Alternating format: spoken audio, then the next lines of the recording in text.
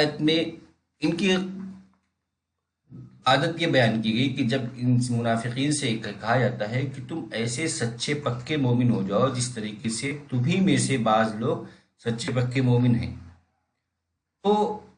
پھر یہ ان پہ طنز کرتے ہیں، یعنی جو غریب یا جو ایمان کی وجہ سے ستائے جاتے ہیں، پریشان کیے جاتے ہیں، ان کے بارے میں کہتے ہیں کہ یہ اپنی مطلب صداقت اور حق گوئی کی وجہ سے یہ بیوقوف، ان کو بیوقوف کہتے ہیں کہ یہ اس وجہ سے کیا ہم ان کی طرح ایمان لے آئیں، یعنی ہم بھی ہر دھرمی کریں اور وہ منافقانہ روش کو چھوڑ دیں۔ تو ان کے بارے میں پھر کہا گیا کہ الا انہم هم السفہاء ولکن لا يعلمون، خبردار یہی بے وقوف لوگ ہیں، یعنی یہ جو دوسروں کو سمجھتے ہیں ان کی بیوقوفی یہ ہے کہ یہ سمجھتے ہیں کہ یہ بہت اچھا کام کر رہے ہیں، جبکہ ان کی وجہ سے فتنہ فساد پھیلتا ہے اور ان کی وجہ سے ان کو آخرت میں عذاب علیم کا بھی وعدہ کیا گیا، تو یہ خود بیوقوفی اپنے ساتھ کر رہے ہیں اور ان کو اس بات کا احساس نہیں ہے۔ وَإِذَا لَقُوا الَّذِينَ آمَنُوا قَالُوا آمَنَّا وَإِذَا خَلَوْا إِلَى شَيَاطِينِهِمْ قَالُوا إِنَّا مَعَكُمْ إِنَّمَا نَحْنُ مُسْتَهْزِئُونَ،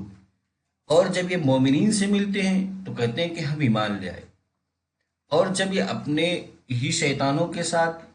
ہوتے ہیں تنہائی میں تو کہتے ہیں کہ ہم تو تمہارے ساتھ ہیں، ہم استہزاء کرنے والے، مذاق کر رہے ہیں۔ اللہ یستہزئ بہم ویمدہم فی طغیانہم یعمہون، اللہ ان کے ساتھ استہزاء کر رہا ہے اور ان کو ڈھیل دے رہا ہے ان کی سرکشی میں کہ وہ اپنی سرکشی میں حیران و سرگرداں ہیں۔ یعنی منافق کی پہچان یہ ہوتی ہے کہ جب یہ ایک گروپ کے ساتھ ہوتا ہے، جب مومن کے پاس ہوگا تو کہے گا کہ ہم تو مومن ہیں، ہم ایمان لے آئے، اور جب یہ اپنی جیسی یعنی جو منافقین کی جو جماعت ہے جب ان کے پاس جاتا ہے، یا جو مومنین کے جو دشمن ہیں ان لوگوں کے پاس جاتا ہے، وہ کافر ہوں منافق ہوں جو بھی، ان کے پاس جاتا ہے تو پھر ان کے پاس جو ہوتا ہے تو کہتا ہے ہم تو تمہارے ہی کام کے ہیں، ہم تو ان کی باتیں سنتے ہیں، ان کی باتیں آ کے آپ کو بتاتے ہیں، یعنی جاسوسی کا کام کرتے ہیں اور ان کی عمل کو آپ کے سامنے پیش کرتے ہیں، ان کی تدبیریں جو ہوتی ہیں وہ آپ کو بتاتے ہیں۔ تو یہ کہتے ہیں کہ ہم تو ان کو ایمان کا جھانسا دے کر کے ہم ان کے ساتھ مذاق کرتے ہیں، یہ اپنے جو اپنے شیاطین سے مراد اس میں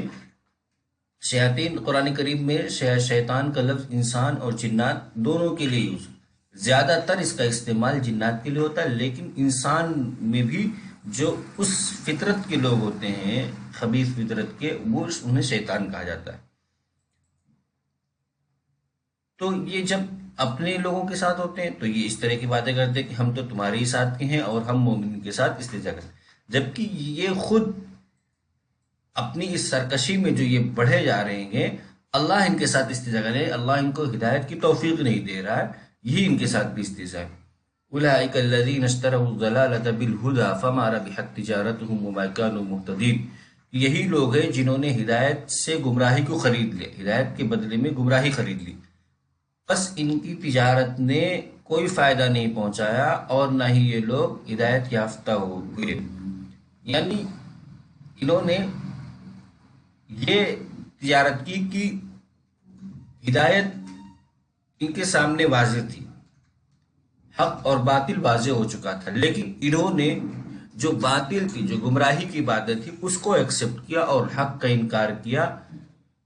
تو انہوں نے ان کے پاس دو آپشن تھے، انہوں نے اب ہدایت ان کے پاس جو میسر تھی اس کو چھوڑ کر کے گمراہی کو اختیار کی، تو اس طریقے سے ان کا یہ بزنس ان کو فائدہ نہیں پہنچا۔ اب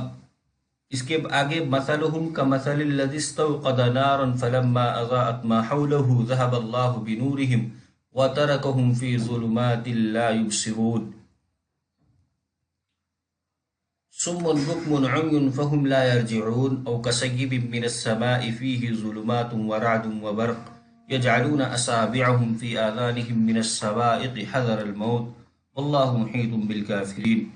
يكاد البرق يخطف أبصارهم كلما أضاء لهم مشوا فيه وإذا أظلم عليهم قاموا ولو شاء الله لذهب بسمعهم وأبصارهم إن الله على كل شيء قدير۔